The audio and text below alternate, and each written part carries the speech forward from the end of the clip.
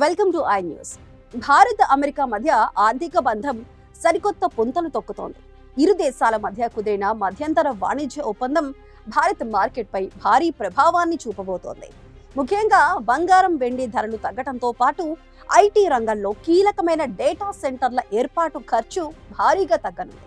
America నుంచి దిగుమతులు పెంచుకుంటూనే మన రైతులను, ఎంఎస్ఎంఈలను కాపాడుకునేలా భారత్ వేసిన ఈ మాస్టర్ ప్లాన్ విశేషాలేంటో ఇప్పుడు స్పెషల్ స్టోరీలో చూద్దాం. అగ్రరాజ్యం అమెరికాతో భారత్ జరిపిన వాణిజ్య చర్చలు ఫలించాయి. ఒకవైపు ఇంధన రంగంలో అమెరికా నుంచి చమురు, గ్యాస్ దిగుమతులను పెంచుకున్న భారత్ ఇప్పుడు విలువైన లోహాలైన బంగారం, వెండి విషయంలోనూ తన వ్యూహాన్ని మార్చింది. ఇప్పటి వరకు యుఏఈ నుంచి ఎక్కువగా దిగుమతి చేసుకుంటున్న బంగారం, వెండిని ఇకపై నేరుగా అమెరికా మార్కెట్ నుంచి కొనుగోలు చేయాలని నిర్ణయించింది. దీనివల్ల దేశీయంగా బంగారం ధరలు తగ్గటమే కాకుండా అమెరికాతో ఉన్న వాణిజ్య మిగులును సమతుల్యం చేయడానికి వీలవుతుంది.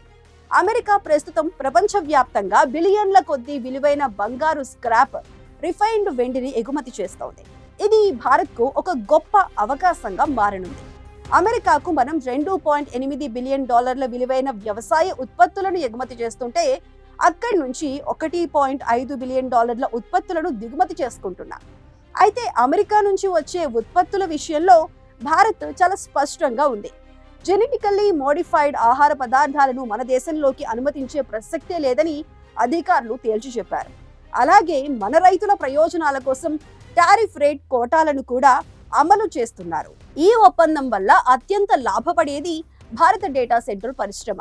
గతంలో జీపీయూ సర్వర్లపై 20 నుంచి 28% వరకు ఉన్న భారీ దిగుమతి సుంకాలను ఇప్పుడు హేతుబద్ధీకరించారు. దీనివల్ల భారత్లో డేటా సెంటర్ల ఏర్పాటు ఖర్చు ఏకంగా 14% తగ్గనుంది. సింగపూర్ వంటి దేశాలతో పోటీ పడి భారత్ ఇప్పుడు గ్లోబల్ టెక్ హబ్ గా మారటానికి ఈ నిర్ణయం ఒక ఉత్ప్రేరకంలా పనిచేయబోతోంది. 2024లో అమెరికాకు మనం మొత్తం ఎగుమతులు $86.35 బిలియన్ ఉన్నాయి. తాజా ఒప్పందంతో textiles, leather, pharma, gems and jewellery వంటి రంగాలకు భారీ ఊరట లభించింది. దాదాపు $30 బిలియన్ విలువైన ఉత్పత్తులపై టారిఫ్లు 50% నుండి 18% తగ్గగా మరో $10 బిలియన్ ఎగుమతులకు సున్నా సుంకం సౌకర్యం లభించింది. అంటే అమెరికా మార్కెట్లో భారతీయ వస్తువులు ఇకపై అత్యంత తక్కువ ధరకు లభిస్తాయి. ఫలితంగా మన ఎగుమతులు భారీగా పుంజుకోనున్నాయి.